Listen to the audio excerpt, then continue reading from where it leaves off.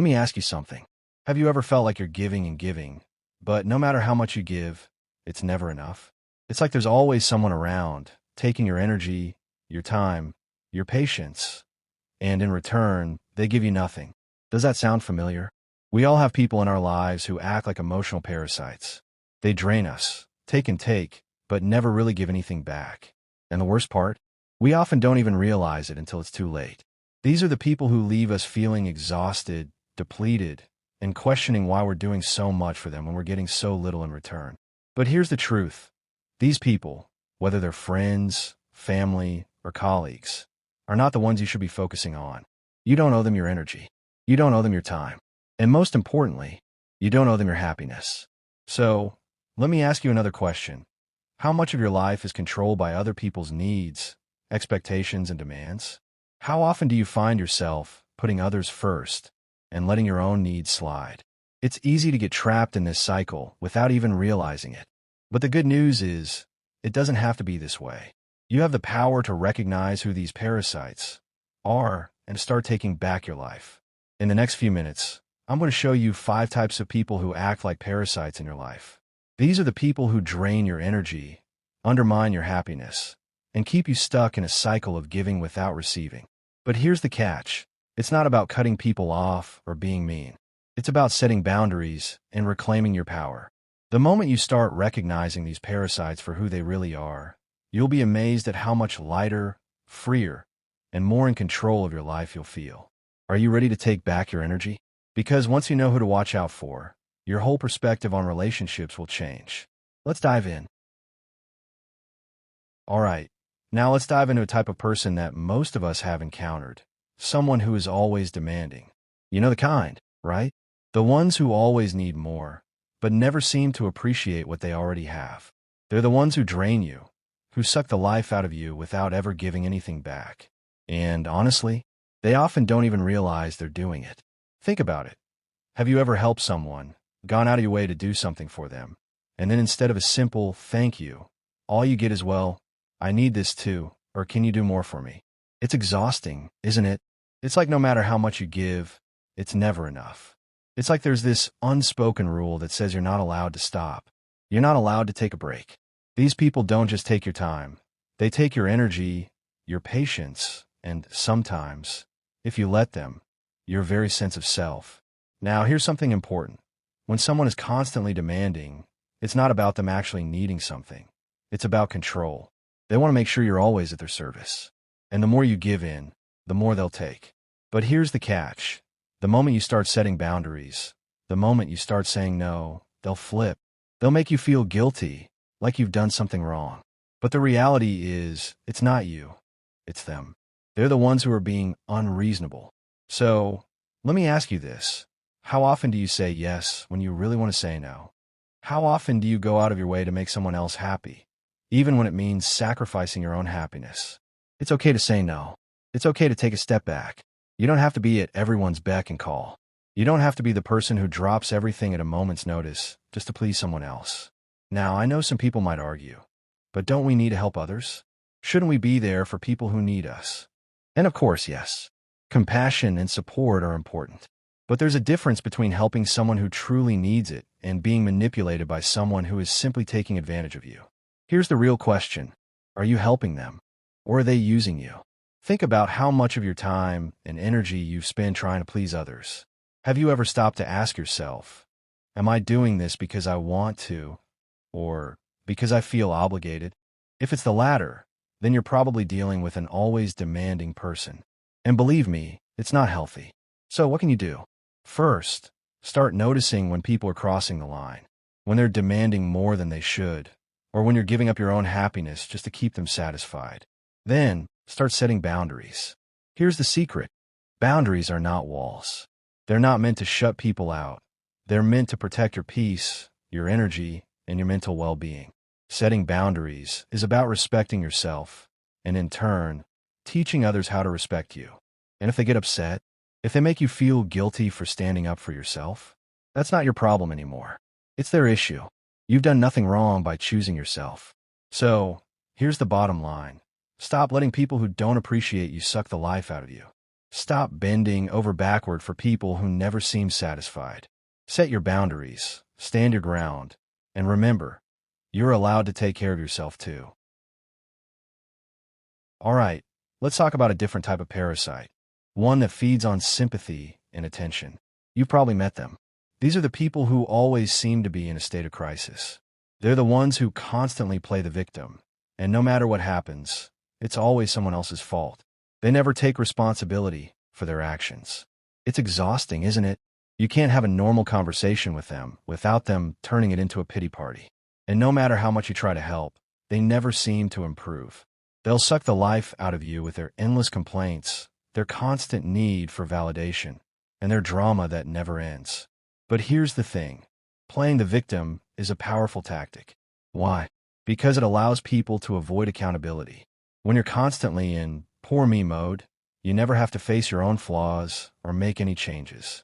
It's a way to avoid growth, to stay stuck in a loop of drama and misery. Think about it. How many times have you given advice, only for them to shoot it down and tell you, you just don't understand, or it's different for me? It's like they want to stay stuck. They want to stay in that role of victim because it gives them attention, it gives them validation, and, most importantly, it keeps them from having to take responsibility for their lives. Now, I'm not saying that people who are genuinely going through tough times are doing this. We all go through hard times, and it's okay to ask for help. But there's a big difference between someone who is truly struggling and someone who is using their victimhood as a way to manipulate others. So, how do you spot these types of people? The signs are pretty clear. They always have a story of how life has wronged them. They're constantly talking about how nothing ever goes right, and they always have an excuse for why they can't make things better. They'll tell you about how bad their childhood was, how their boss is unfair, how their relationships always fall apart, but never once do they take ownership of their role in it.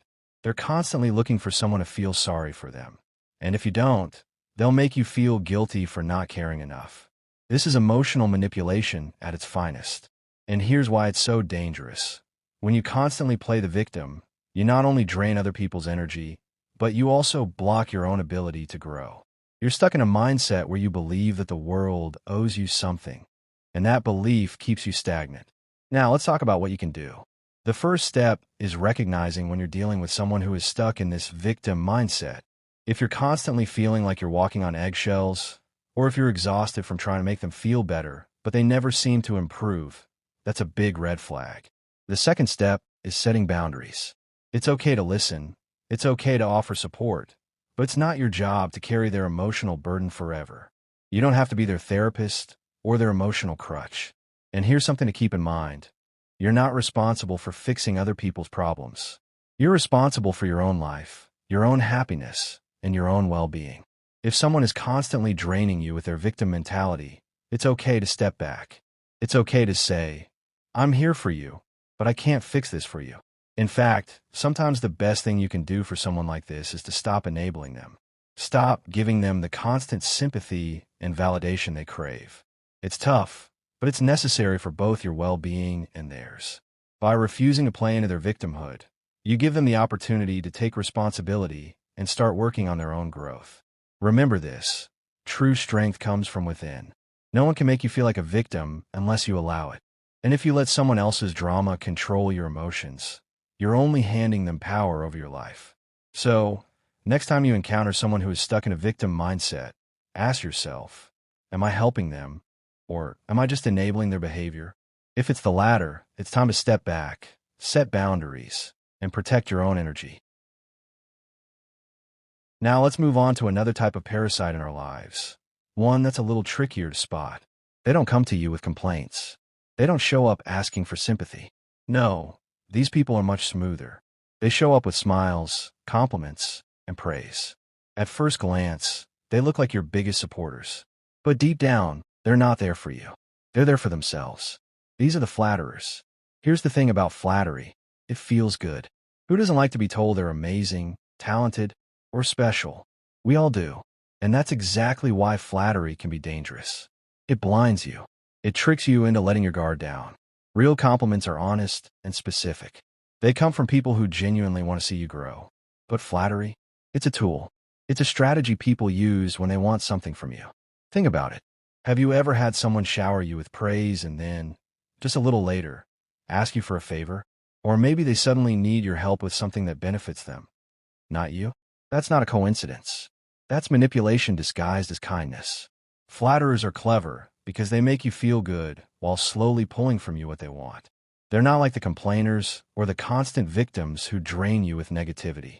Instead, they drain you by feeding your ego, making you believe you need them around because they see your greatness. But the truth is, they're not celebrating you.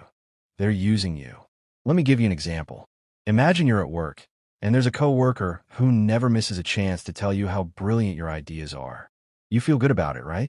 But then, that same coworker is always slipping their extra tasks onto your plate, or conveniently asking you to cover for them. They've built up this trust and comfort with their compliments. So when they finally take advantage, you don't even realize it until later. And here's the harsh reality. Not every smile, not every "you're amazing," comes from a genuine place. Some people use these words like currency to buy your trust, your energy, or your resources. So how do you protect yourself? The key is to pay attention to patterns. Does this person praise you only when they need something? Do their compliments feel shallow or repetitive, like they're saying the same thing to everyone? Do they avoid giving constructive feedback because their goal isn't your growth? It's keeping you hooked? It's not about becoming cynical or distrusting every kind word. It's about balance. True friends and allies will celebrate your wins, but they'll also challenge you when you're slipping. They don't just hand out empty words. They offer honesty. If all you're getting is nonstop praise, without any real depth, you might be dealing with a flatterer. And remember this: genuine respect is quiet, steady, and proven through actions. Flattery, on the other hand, is loud, exaggerated, and almost always followed by an ask. At the end of the day, you don't need people who only tell you what you want to hear. You need people who respect you enough to tell you the truth, even when it's uncomfortable. Because the ones who only flatter you aren't lifting you up. They're keeping you weak, dependent on their words, and open for their manipulation. So the next time someone showers you with compliments, take a step back and ask yourself, are they celebrating me? Or are they setting me up? If it's the second one, it might be time to set some boundaries. Let me ask you something. Have you ever spent time with someone who, no matter what, always finds the dark side of every situation? Maybe you share good news, and they immediately say, "That won't last." Or you tell them about a new idea, and they instantly reply, "That's never going to work." These are the people we call negative thinkers, and being around them can drain your energy faster than you might realize. Negative people are like emotional black holes. No matter how much light or positivity you bring, they somehow pull everything into a shadow. Their minds are trained to spot problems, but instead of solving them, they get stuck repeating the same fears and doubts. And if you're not careful, their words and attitude can sneak into your own mindset. Let's be real. We all face difficulties. Life isn't perfect, but the difference between a resilient person and a negative one is simple. One looks for solutions. The other looks for reasons to complain. Think about it. How many dreams have been killed, not by failure itself, but by someone whispering, "It's impossible"? Now, here's the tricky part. Negative people aren't always obvious. Some disguise their negativity as being realistic. They'll say, "I'm just telling you the truth," or "I don't want you to get disappointed." But in reality, what they're doing is planting seeds of doubt in your mind. And if you keep listening, those seeds grow into limits you place on yourself. The best way to handle negative people is to set boundaries. That doesn't mean you have to fight them or cut them off completely, but you need to protect your energy. Limit how much time you spend listening to their complaints. And most importantly, don't let their doubts become your truth. Ask yourself, whose voice do you want guiding your life? Someone who constantly tells you what you can't do, or someone who believes in what you can achieve? The choice is yours. Surround yourself with people who uplift, inspire, and challenge you to grow, not with those who drag you down. At the end of the day, remember this: negativity is contagious, but so is positivity. If you want to build a strong future, you need to choose carefully which one you let into your world. Let's finish with one of the most dangerous types, the opportunists. These are the people who are always watching, always waiting for the perfect moment to benefit themselves. They're not necessarily mean or overtly negative, but they have a way of slipping in and taking advantage of situations, and sometimes even people, without you noticing until it's too late. Opportunists are strategic. They study the environment, the people around them, and they know exactly when to act. It might start small, a favor here, a small advantage there. You might think, it's okay, that's harmless, but over time, it accumulates. And before you know it, they've gained influence, control, or benefit at your expense. Here's what's tricky. Opportunists don't always show their hand. They can be charming, polite, even helpful, but their help often has a hidden agenda. They measure how much they can get without giving too much in return. And if you're not paying attention, they'll quietly shift the balance in their favor, leaving you wondering what happened. Think about it in daily life. Maybe it's a colleague who always knows when to step in to take credit for someone else's work, or a friend who only calls when they need something, but is conveniently busy when you need support. Opportunists are masters of timing. They wait, they watch, and they act when the stakes are in their favor. So how do you protect yourself? First, recognize the patterns. Someone who always seems to gain advantage without reciprocating, who appears only when there's something to gain, or who carefully positions themselves to benefit from your efforts. That's a red flag. Second, set boundaries. Don't allow yourself to be a stepping stone for someone else's success. Learn to say no politely but firmly, and don't feel guilty for protecting your time, energy, and resources. And remember, being cautious doesn't make you paranoid. It makes you aware. Life is full of people trying to take advantage, and being alert ensures that you stay in control of your own path. Finally, understand that opportunists thrive on inaction. They wait for you to make decisions, to open doors, to provide opportunities. If you control your space, your choices, and your energy, you limit the opportunities for them. And that's how you stay safe from being used. So the next time you encounter someone who seems too ready to benefit without giving back, pay attention. Protect your energy. Set boundaries. And always remember, your life, your choices, and your growth come first. Opportunists only have power if you allow it. So we've gone through 6 types of people who can drain your energy: the demanding, the victim-minded, the flatterers, the negative thinkers, and the opportunists.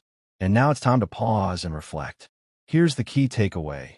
Your energy, your time, and your focus are precious. The people you let into your life can either uplift you or drain you. And it's not always obvious at first glance. That's why awareness is crucial. Recognize patterns, set boundaries, and don't be afraid to prioritize yourself. Now, let's bring in a little wisdom from Friedrich Nietzsche, who often spoke about personal strength and self-mastery. He said something along the lines of, "He who has a why to live can bear almost anyhow." In other words, when you are clear about your purpose and values, you are far less likely to be manipulated or pulled off your path by others. The more grounded you are in who you are, the less power others have over you. Think of it like this. Life will always present people who try to use, distract, or drain you. But your responsibility is not to fight every battle. They're not worth your energy. Your responsibility is to know yourself, protect your space, and stay true to your path. So here's a little challenge for you. Take a moment today and reflect. Who in your life is genuinely uplifting, and who might be draining your energy? And more importantly, what boundaries can you set to preserve your focus and well-being? I'd love to hear from you. Drop a comment below and share one realization you've had about the people in your life, or one boundary you're going to set starting today. Let's start a conversation, because awareness and reflection are the first steps toward real change. Remember, your energy is your most valuable resource. Protect it, nurture it, and let it fuel your growth. The world will always have its drains, but you have the power to decide who stays and who goes.